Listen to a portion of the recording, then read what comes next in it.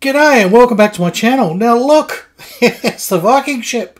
Well, actually it looks like a great big sort of Viking Easter egg, doesn't it? Yeah, well it's that time of the year. If you're watching it now at Easter, which it is now, but you might be in the future. It doesn't matter. Look, the Viking ship is starting to come alive. We've even got some of the little rowers in there. Yeah, they're the little sort of angry little oarsmen that I reviewed in a previous video. Well look, some of the things that I've done that are not so evident. The dragon at the stem here and at the stern, the tail's completely changed. It's squirrely. See, that was before and that's after. Yep, that's what I've done. Same with the dragon. That was before and that's after. They have completely changed. I have scratched them until I've got something new and interesting. And that's what I'm going to show you in the video. How to make a spiral and how to improve your dragon. Yeah, this is sort of like, you know, how to train your dragon video, sort of, whatever, cheap shot at the movies. Anyhow, no further ado, let's get on with it, because I'm sure you'd like to see how I've managed to get from the last video to this video and get all that done. So, roll the music.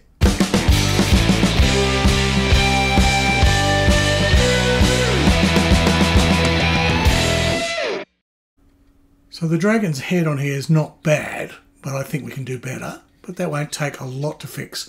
Where I really want to look at this kit is this tail here, which, you know, it's just straight up and down. And that would have been correct for a lot of the ships, but they can be prettier. And that's the thing. It's my model. I'm going to decide what to do. So here's a pick. That's what I want to do. And I've worked out a drawing. Now, this is a lot bigger than I need. I had to work out how to do the spiral. Now, sure. If you've done mathematics, you know about the golden ratio, and you simply reduce your curve by the golden ratio as it goes around and the spiral gets tighter and tighter. Yeah, that's fine for one spiral, one line. But what the Norse did, okay, is this here, this path, is pretty well the same width. All right? So you have to think of it this way. This stays that width pretty well all the way through. So it's like that is a rope that runs around through there, and then that creates the wooden spiral shape. Now it might be hard to get your head around this and think, well, it's not really that complicated, Harry. Actually it is, because I sat there with my curved squares and all my little circle drawers and it flummoxed me. I could draw a spiral and then I could draw another spiral, but to get them so that I ended up with a balanced and parallel space, that was tricky. So I measured off the photo that I had and measured all the points, and I got this drawing. That is correct. And it works. Okay. Basically, all that's got to happen is there's a circle in here, which is twice the width of this space, this channel, and that's the channel. So yeah, it's a little tricky to work out. If you don't quite follow what I'm saying, don't worry. It's not as easy as it looks. Basically, copy the picture. That's what I'm saying. So with that, I now need to shrink that down, because that's about, I think it's about, I don't know, 10 times bigger than I need. Because, give you an idea of the scale, that's how much bigger than it is. I think it's about 6 times bigger or something, or 4 times bigger. I'll try and remember. But anyhow, I need to now scale that down to the size that I need and cut that out of plastic.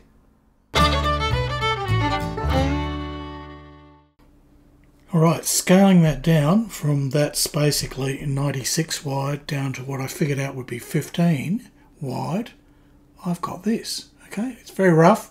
It's a rough cutout, but it's correct. It goes no higher than the current post, because I found the height of your dragon is the same as the height of your squiggly bit. Okay, so its tail is as high as its head. That makes sense. And I've cut that out roughly. I was kind of chunked a bit off the edge there, but you can see proportionally that is going to work. Okay, if we get it all on camera, proportionally that looks okay. So yeah, I'm going to go with that. And then what I've done is I've worked out a better one using my my round circle draw, right? Okay, so how did I convert this drawing down to this one? And this is the trick that I found, because it's yeah, sure, there's golden ratios there, but it's tiny and you're working fractions of millimeters. My simple method was to use the 16mm draw hole, right, which with the width of a pencil, because you always lose a little bit, goes down to 15th, and that is my top curve. Okay, so that top curve there is a 15mm diameter circle once the pencil goes down. Then I drop 2mm, and from the 16 I go to 14. Okay, so I got a 14mm curve just for the quarter, and then I keep dropping 2mm. That becomes a 12mm quarter, and then that becomes a 10mm quarter. Then it gets hard. I do an 8mm quarter, then a 6, and then I end up with a 4 in the middle. Now, if you do that, you end up with pretty well a spiral. It's not exactly a golden ratio spiral, but gee, it's so close, especially at this size. And by the time you smooth and sand, it'll be perfect. Then what I did to work out that width, because remember I said that path in the middle of the spiral is constant. That's what the tricky bit is. So then I simply just drew little circles of my width all the way around. I just circled it out until I actually circle cut a path and then straighten it up. And that has given me the shape, and it's so close. In fact, in this scale, it'll be indeterminate from the actual thing. So now that I've got that, I will now tape that or glue that to some plastic, and then I can start cutting out.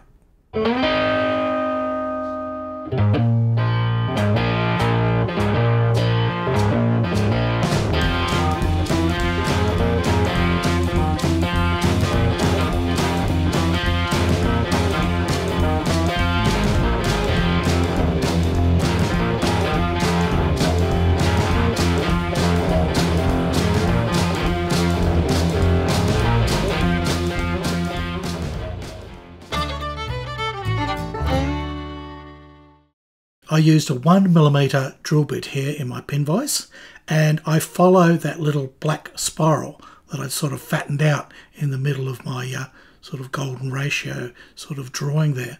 And I drill holes one after the other. I've done this before in scratching where I need to remove something. I drill a series of holes, each about 1mm or so apart.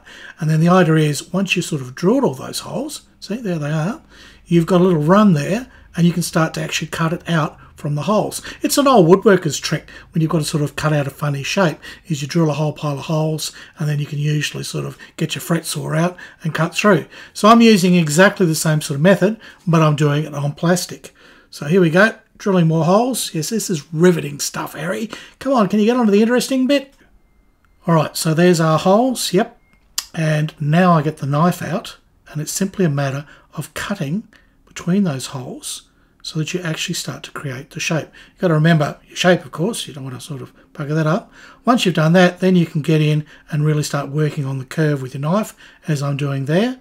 So you start with pretty rough, and then it slowly gets better, and it slowly gets better. You've got to take your time with this. It's quite a procedure.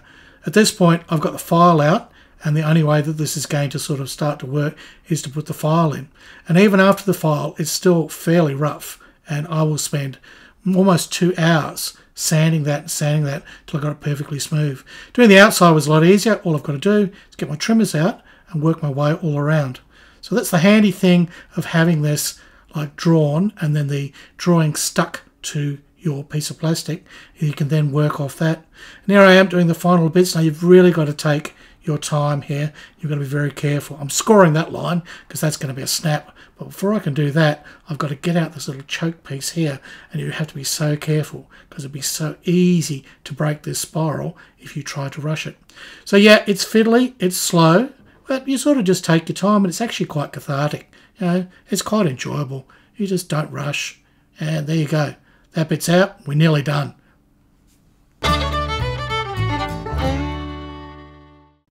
Now my dragon head, it's not bad, but it's kind of a bit wonky with this straight up and down anything.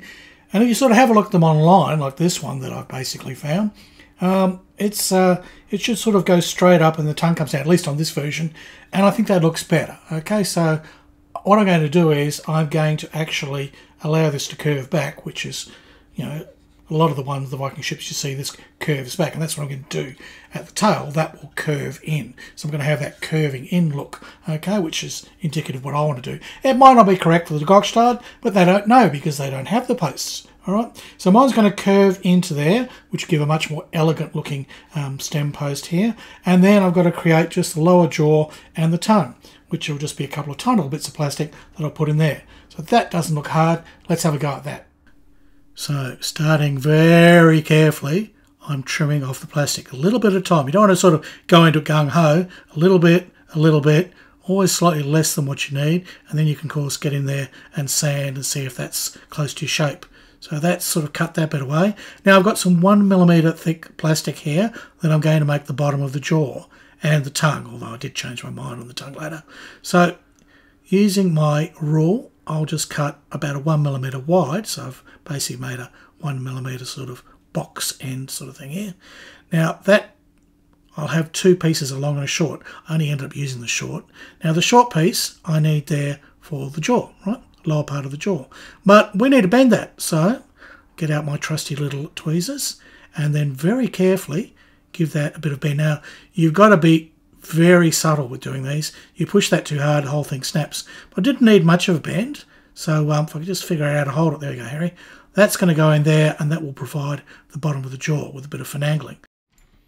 And to curl up this thin plastic, I put pointy tweezers there, and then I just gently roll. Now it will snap, so you've got to worry it slowly.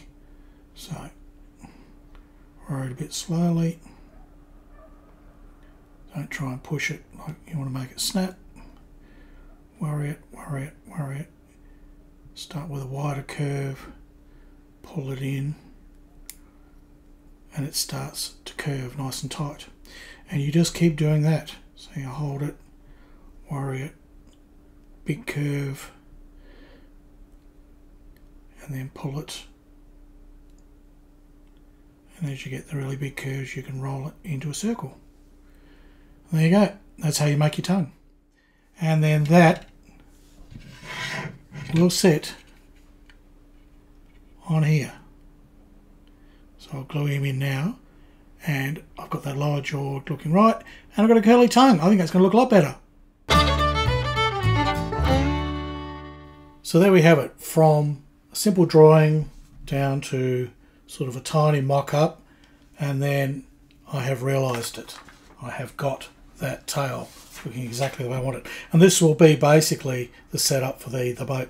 The yard will be down on the mast, tied that way, and I will work out a way to put the shields on there. There is a way to do it, but so if we just remove that base without losing everything, and I've got that as smooth as I can. It took probably a couple of hours of sanding, and then I added those little cross pieces on the middle there, which I've seen in all the reproductions and the drawings. So that is it. What I need to do now is get a lick of paint on this and see how she looks once it's all one continuous primer colour. So let's do that now.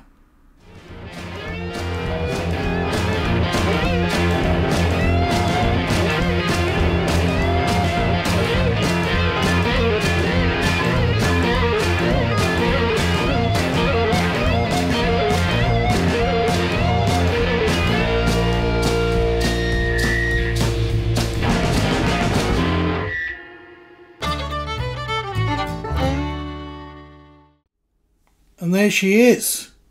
Colours are all in. Over the top of that sage sort of coloured primer, I've put a slightly sort of ochre colour. Looks very yellow, I know, compared to all the blue and everything, but it's an ochre sort of yellow. And then that's well, it turned out to be a Easter bunny sort of chocolate brown. Yeah, something a bit seasonal for this time of the year, if you're watching when I made this. Yeah, because it is Easter, you see. But I think you'd have to agree my changes have joined in seamlessly. They look like we're supposed to always be there. I mean, the tail just looks like it was meant to be, and the dragon, it's fine. It doesn't look like I've chunked something on, you know. It's come together well. I'm really pleased because it was sort of a gamble, but I'm so happy I figured out how to make that spiral and the just improving the dragon with a bit of a tongue and a draw. That was all that it needed. So look, this is kind of how it is. Now, the duck had already painted up some of the rowers for me, but he didn't like the sort of very vinyl-y sort of plastic much, so I'm going to finish them off because he was making many complaints about my berserkers. They were basically running all around his apartment and raping and pillaging inside his cookie jar. He wasn't happy. Yeah, all right. The anchor Well, I believe this is an all-metal anchor from my research, yeah. They did have stones often that they had tied to ropes and they threw into anchor. So I might put a couple of sort of little pebbles in there as well, which would be sort of the go. But this is sort of the colours it's going to be. The deck will be lighter. I've seen the replicas done that way. I don't know if that's correct for the actual ships. But you'd think the guys who are building replicas would have some knowledge, and they're building them there in, you know, the Scandinavian. And, well, I just like the fact that the deck was just slightly yellow and then the hull was more sort of a reddy brown. So that's where I'm going. But I've got to put wood effects on. That'll sort of basically tone this all down, take it from a cartoon-looking boat into more of a realistic sort of Viking longship. Yeah.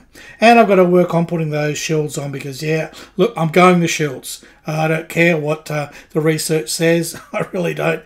It's going to have oars and it's going to have shields. And they did that when they were sailing in, you know, to basically for battle, or if it was ceremonial and they were sailing in the river, or they were coming home, right? They often had everything out and happening and going. So there is precedent for there being shields and oars and dragons and swirly tails. It did happen. Maybe not to this boat, but who cares? It's my model. I build it however I want. So look, I hope you enjoyed watching me sort of fiddle and faff and basically do that. We are into the painting now, and that's going to be pretty quickly done with some wood effects, and then we're going to do some rigging and put a little sail on there. So there won't be much more left to finish this, and I hope that you'll stay with me for the journey and you'll watch next time. Now, if you enjoyed this video, of course, you know, look, push buttons. They're all there, everything like that. You know, buy me a curry. It's always wonderful if you can do that. And I thank you for watching the video right through to the end, and for your patronage and your kindness and your diligence. And what are you saying, Harry? I don't know. Look, thanks for watching the video. All right, it's goodbye from Australia, and it's hooroo from Harry Houdini.